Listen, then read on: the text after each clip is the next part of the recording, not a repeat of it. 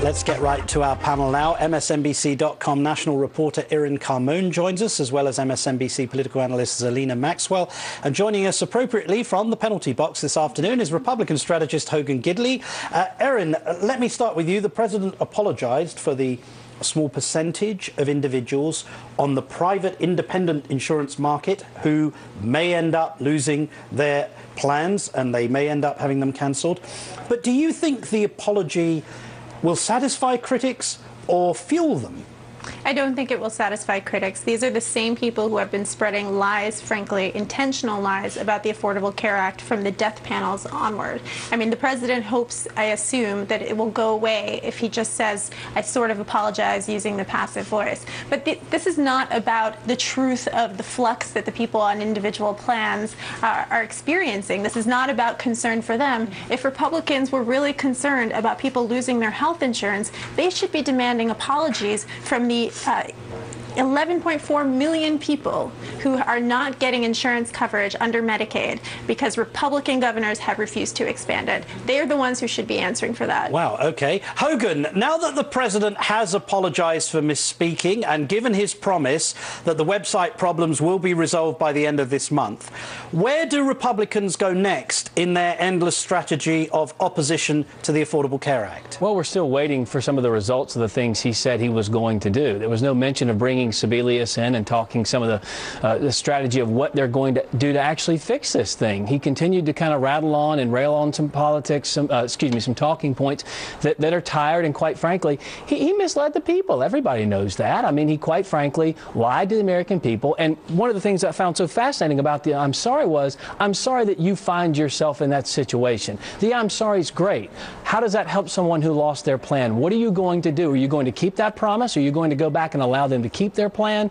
Those are the questions we should be asking, because once this apology gets through, the pseudo-apology, I'll say, once the website gets fixed, what's going to happen to all of these people? The small percentage you just talked about, Martin, that are losing their plan? Yep. Could you imagine if Republicans said, hey, it's only 5% of the people, don't worry about it? That's a big number. That's millions of people that he lied to, that are facing a broken promise and now don't have health care because of it. Zerlina.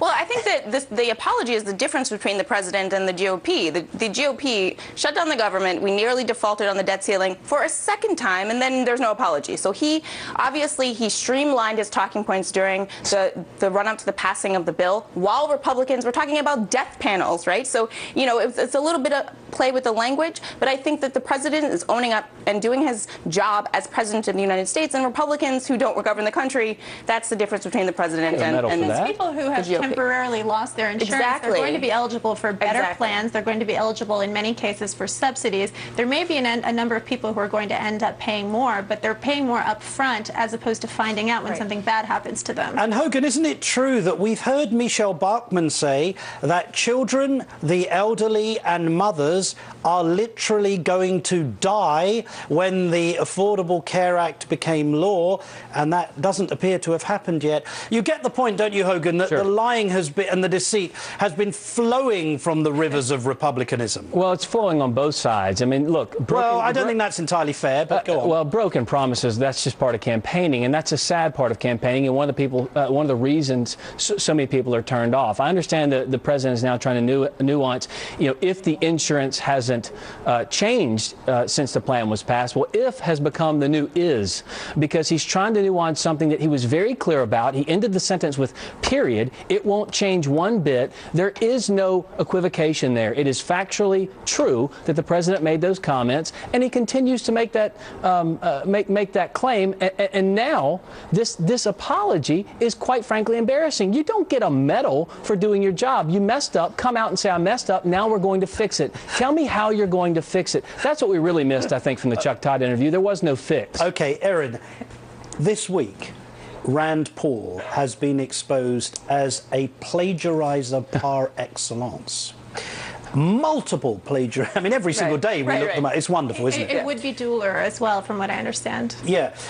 I mean, what did you think of Rand Paul's response, where he accused journalists of being hacks and haters and suggested that that the punishment, as it were, was like being in detention? Rand Paul is acting like the spoiled and petulant child that he has sometimes resembled. I mean, when you mess up, when perhaps your staff copy-pasted from other sources, including apparently in one of his books, then what you have to say is, I'm accountable, I'm sorry, and then you move on. Part of what has made this a story is, one, there have been a lot of new revelations piling on.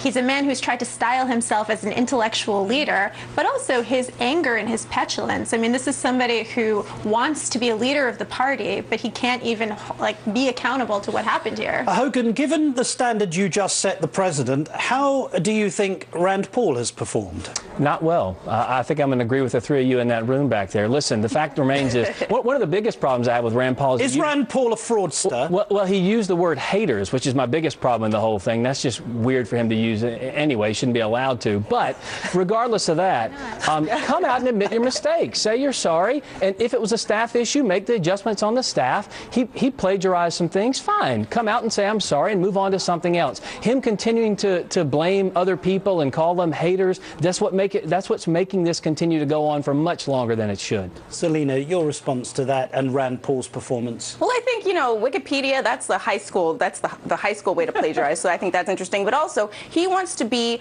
someone running for president, and this goes to his competence and his honesty. And if he can't come out and say, I didn't have the proper oversight of my staff while they were copying and pasting things into my multiple speeches and books, then he's not ready to be president. He's going to have to answer for that. Martin. Let's hope so.